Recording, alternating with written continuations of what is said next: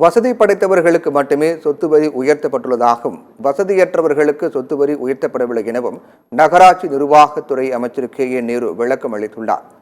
திருச்சி கலையரங்கில் மாவட்ட ஆட்சியர் பிரதீப்குமார் தலைமையில் நடைபெற்ற விழாவில் முடிவுற்ற திட்டப்பணிகளை திறந்து வைத்தும் புதிய திட்டப்பணிக்கு அமைச்சர் KA நேரு அடிக்கல் நாட்டினார். பின்னர் செய்தியாளரிடம் பேசிய அவர், கடந்த 15 ஆண்டு காலமாக சொத்து வரி உயர்த்தப்படவில்லை என்று, வரியை ஒரேடியாக உயர்த்தினால் மக்கள் கஷ்டப்படுவார்கள் என்ற காரணத்தினால் புதிய வழிமுறையை கண்டறிந்து சொத்து வரி உயர்த்தப்பட்டுள்ளதாக தெரிவித்தார்.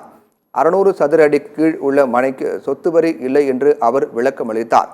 தண்ணீருக்கும் தாருக்கும் ஒத்துப்போகாது என்பது நாம் அனைவரும் அறிந்த செய்தி என்று கூறிய அமைச்சர் KA நேரு, எனவே மழை நின்ற பிறகு சேதமடைந்த சாலைகள் அனைத்தும் போடப்படும் என தெரிவித்தார்.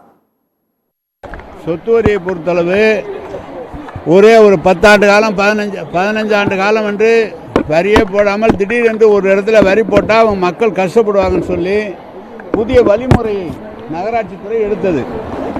600 சதுரடிக்கு கீழே இருக்கிற மக்களுக்கு சொத்து வரி இல்லை. மாநகராட்சியை பொறுத்தளவு 600 சதுரடிக்கு கீழே ஒன்று. நாளைக்கு வேணால் அவங்களுக்கு லிஸ்ட்டு கொடுக்குறேன். வசதி படைத்தவர்கள் தானே, வசதி இல்லாதவர்களுக்கு சொத்து வரியெல்லாம் போடல, ஏற்றல. அதான்